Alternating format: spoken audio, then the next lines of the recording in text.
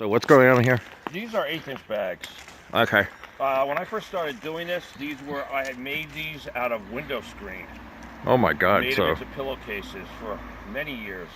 Sometimes I've gotten oysters so small that they would fall through window screen. I'd have to use gnat screening.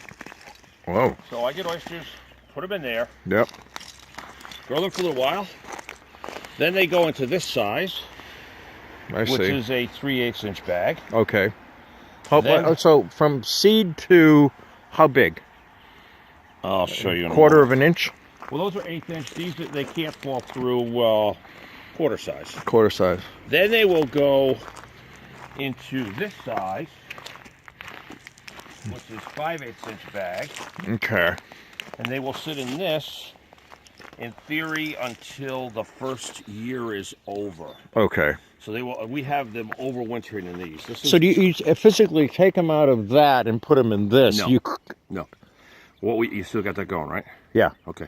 What we do, if you're in a Chinese restaurant and you get a drink to share with people, right? You get a coffee stir straw. Everybody else gets a regular straw. Okay. You don't get enough of that drink. Shellfish have siphons, which is what they feed with. Right. One oyster pumps 50 gallons of water a day through its system. Okay. But if it's surrounded by bigger oysters, they will suck all the nutrients, and the smaller oysters will suffocate and die. So you have to size them appropriately. If you take the smaller oysters, it's like people don't grow at the same speed, and you put them all together, they'll continue to thrive and be marketed at a different. Do you have to actually hand pick them out in order to? No, what we use graters.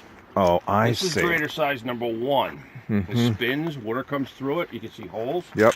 We have different bins that come out. There's 3 sizes right here.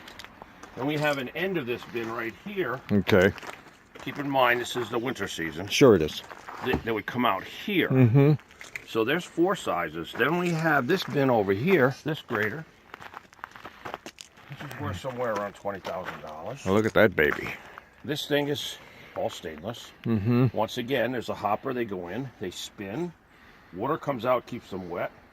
They come out this size right here. They come out this size right here. I see. And then there's another bin at the end that they come out. When they come out that size, those are the ones you want. Those are the ones that go directly out of stage 1, stage 2, stage 3. They go into our bottom trays. I see. So basically, we're turning around here. Right here, Dennis. Okay. This is what we have. This is what's hanging out there right now. There's several thousand of these, right? And how many oysters at one time are out there? And do you have them charted like each one is marked? I bought 2.5 million oysters this year. You bought them? What do you mean? I bought little tiny seed. Yeah. Size of your pinky nail from a commercial hatchery. Right. I don't bother spawning. You don't? You used to do that years ago. Yeah, I've been in 24 hatcheries around as far away as Hawaii. I don't spawn. I don't want to. I don't want to take the risk. You want to take them at that size. Do you tell them what to breed them with? Or do you get a particular oyster? That's a good question. And it's very hard to answer. I use 2 hatcheries. Don't put all your eggs in one basket. And I also have done a lot of studies with different oyster brood stock, which is like the parents. Right. So I use what's appropriate. There's a lot of different things out there. Most of them I've had on my farm. There's the most famous brood stock is the Rutgers stock. Okay. And I've had that in my farm in Virginia. I had that. I was in charge of that for several years. I see. Okay. So different brood stock is you don't grow corn from Florida in Maine. No. And you don't get oyster seed from Georgia and grow it in Maine, and vice versa. Right. You can. You can all go onto that for a long, long time, but you also want to do a study where you don't want to get oyster seed that's used to a low salinity Chesapeake Bay environment and grow it on the seaside of Virginia where it's ocean salinity or someplace like here.